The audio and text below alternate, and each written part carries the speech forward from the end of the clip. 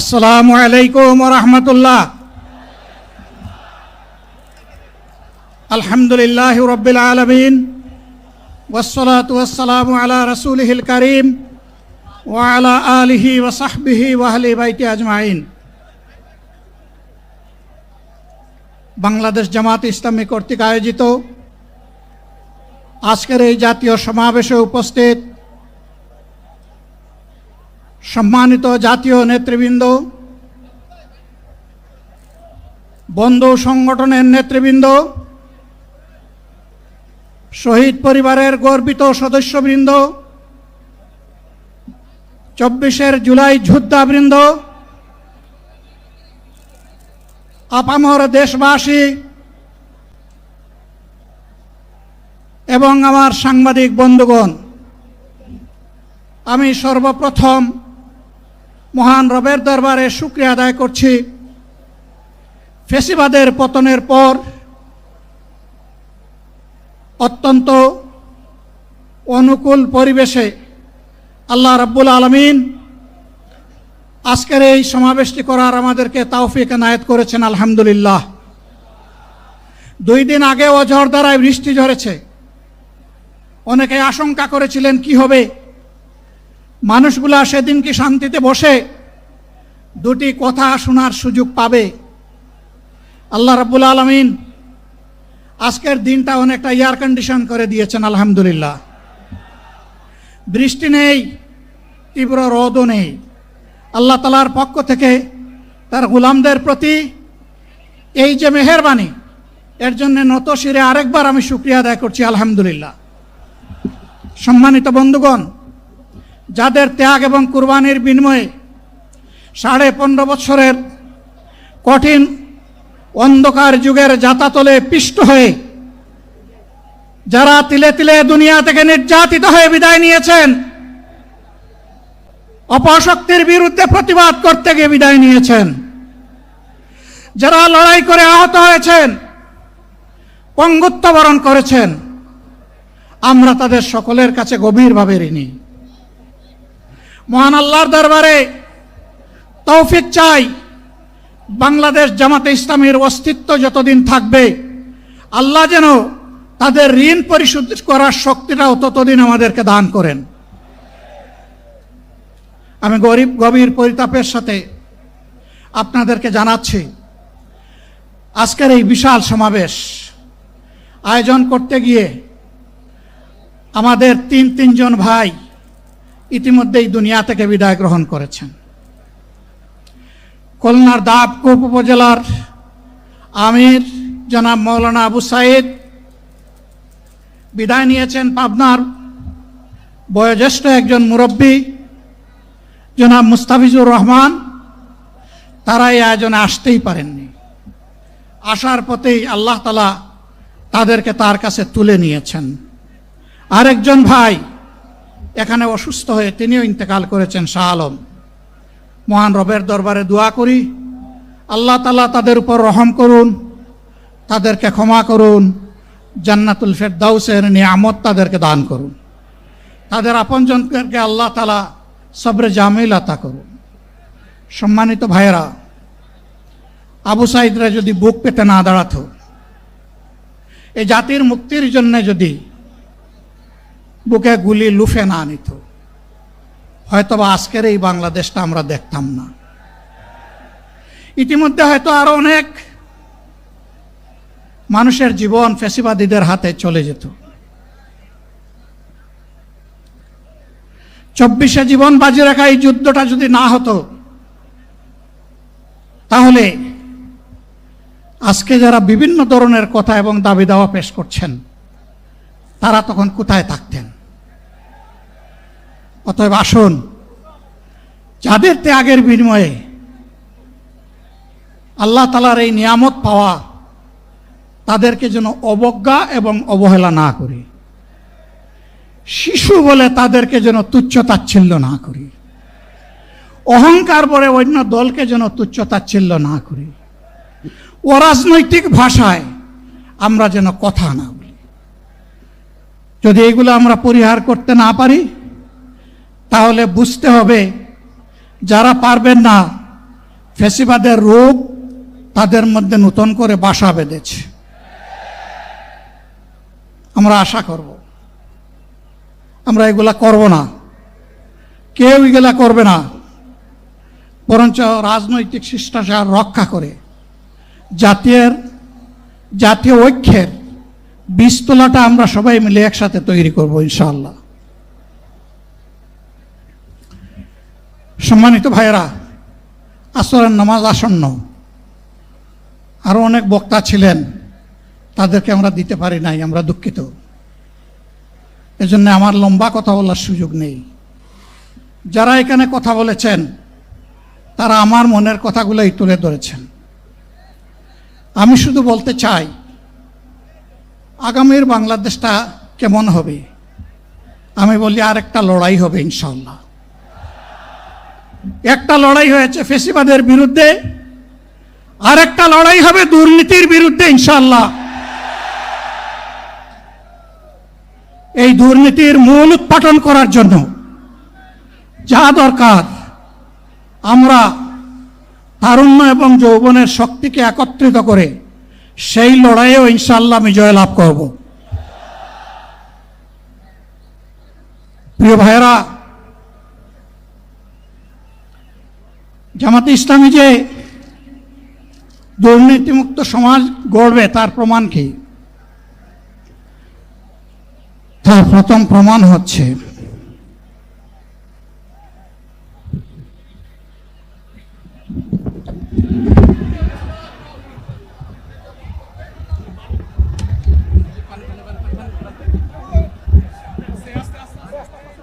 আপনারা অবস্থান করুন যার যার জায়গায়। আপনাদের সবকিছু দেখার জায়গা স্থান পরিবর্তন করবেন না, সবাই জায়গায় থাকেন, সবাই তার নিজ নিজ জায়গায় অবস্থান গ্রহণ করেন, সবাই তার নিজ নিজ জায়গায় অবস্থান গ্রহণ করেন। আপনারা নিজ নিজ জায়গায় থাকুন, প্রয়োজনীয় দিক নির্দেশনা দেওয়া হবে। আপনাদের উত্তেজিত উদ্বেলিত হওয়ার কোনো কারণ নেই। মহান রাব্বুল আলামিনের একান্ত মেহেরবানিতে আমাদের প্রোগ্রাম আলহামদুলিল্লাহ, শুকরান, আলহামদুলিল্লাহ কাসিরান। সম্মানিত ভাইয়েরা, আপনারা সম্মানিত ভাইয়েরা, আল্লাহ রাব্বুল আলামিনের রসের মেহমানিতে ঠিকভাবে এই গরমের কারণে মাহফিল মুহতারাম আমিরে জামাত অচিরেই সুস্থ হয়ে যাবেন ইনশাআল্লাহ। আমি আল্লাহ তাআলার শুকরিয়া আদায় করি, আল্লাহ তাআলার শুকরিয়া আদায় করি আবার আপনাদের সামনে দাঁড়াতে পেরেছি। আমি বলেছিলাম দুর্নীতিমুক্ত বাংলাদেশ ইনশাআল্লাহ সবাইকে নিয়ে আমরা গড়ব। আমরা কথা দিচ্ছি, বাংলাদেশ জামাত ইসলামী যদি আল্লাহ তাআলার মেহেরবানি এবং সরকার জনগণের ভালোবাসা নিয়ে সরকার গঠন করে, তাহলে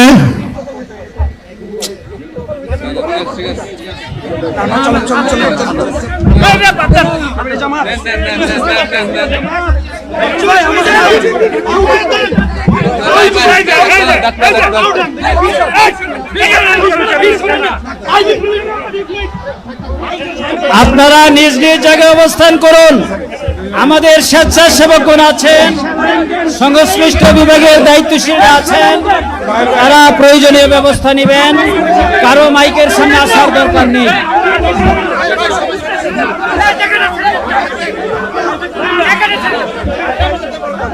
আপনারা অবস্থান করুন নিজ নিজ জায়গায়।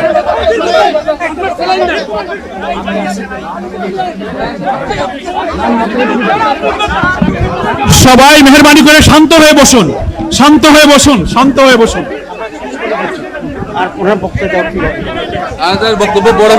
আপনারা সকলে আমিরে জামাত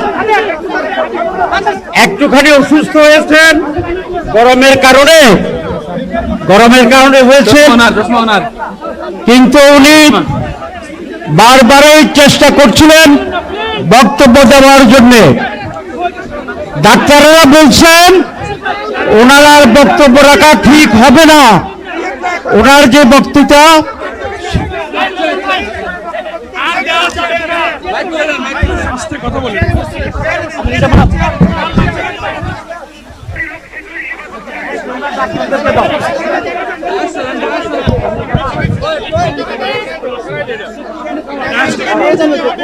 আপনারা নিজ নিজ আসনে উপবেশন করুন।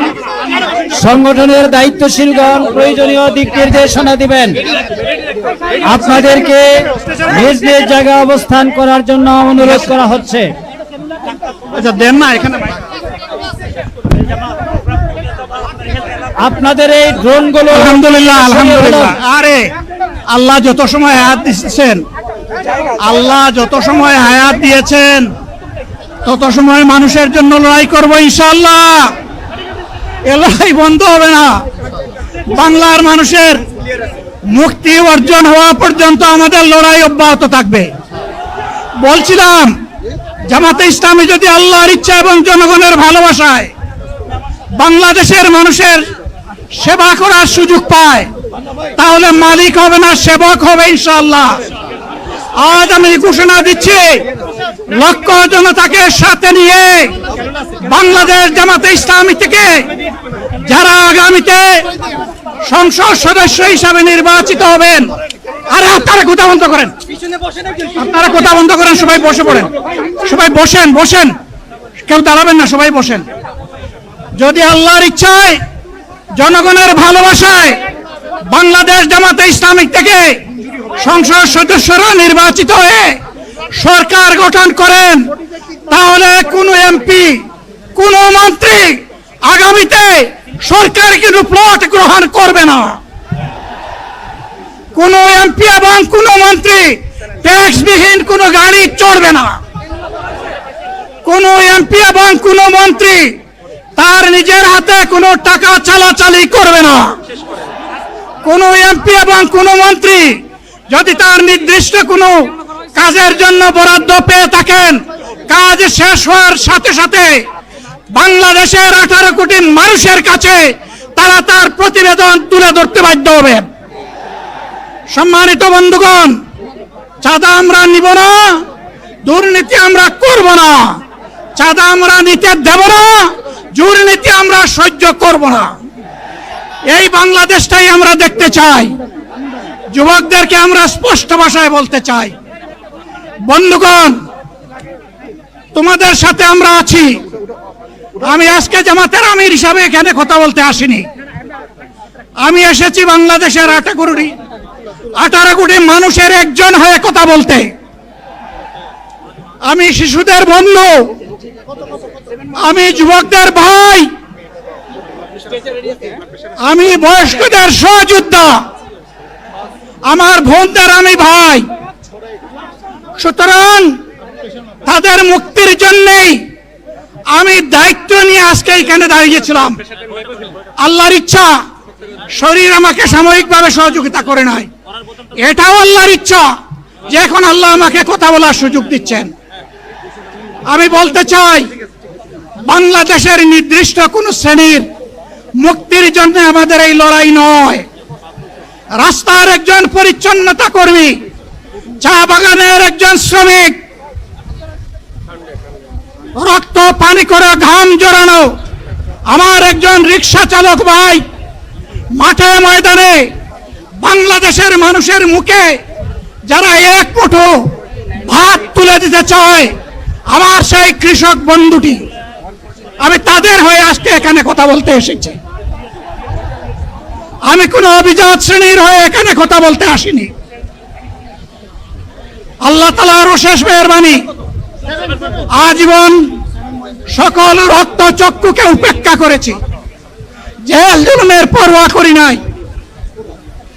আমার আফসোস, 24 সালে জাতিকে মুক্তি দিতে গিয়ে যারা জীবন দিয়ে শহীদ হলো, আমি তাদের একজন হতে পারলাম না।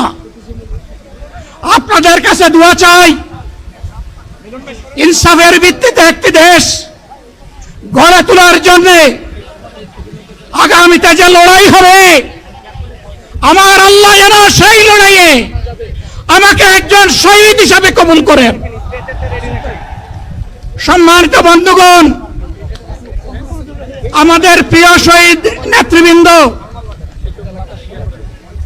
2006 সালের 28 অক্টোবর থেকে শুরু করে পল্টন গণহত্যা, শাপলা গণহত্যা, সারা দেশের গণহত্যা, পিলখানার গণহত্যা, 24-এর গণহত্যা, এই গণহত্যা যারা করেছে তাদের সকলের বিচার বাংলাদেশের মাটিতে নিশ্চিত করতে হবে। এদের বিচারের দৃশ্যমান প্রক্রিয়া শুরু না করা পর্যন্ত পুরানা ব্যবস্থাপত্রে বাংলাদেশ আর চলবে না। এতগুলো মানুষ এমনি এমনি জীবন দেয় নাই, জীবন দিয়েছে জাতির মুক্তির জন্য। যদি বস্তাপোতা পুরানা সবকিছুই টিকে থাকবে তাহলে কেন তারা জীবন দিয়েছিল? যারা ওই বস্তাপচা ব্যবস্থাপনায় বাংলাদেশকে আবার গড়তে চান তাদেরকে আমরা বলি, জুলাই যুদ্ধ করে যারা জীবন দিয়েছে আগে তাদের জীবনটা ফেরত এনে দেন। যদি শক্তি থাকে ফেরত এনে দেন। আপনারা পারবেন না, যেহেতু পারবেন না কাজেই নতুন ব্যবস্থায় নতুন বাংলাদেশ গড়ে তোলা হবে ইনশাআল্লাহ। শিশু, কিশোর, যুবক, মা, বোন, শ্রমিক, ছাত্র, জনতা, ব্যবসায়ী সবাইকে যেই দেশ, যেই সংবিধান, যেই রাষ্ট্র নিরাপত্তা দিতে পারবে সেই নতুন বাংলাদেশ আমরা গড়ে তুলতে চাই।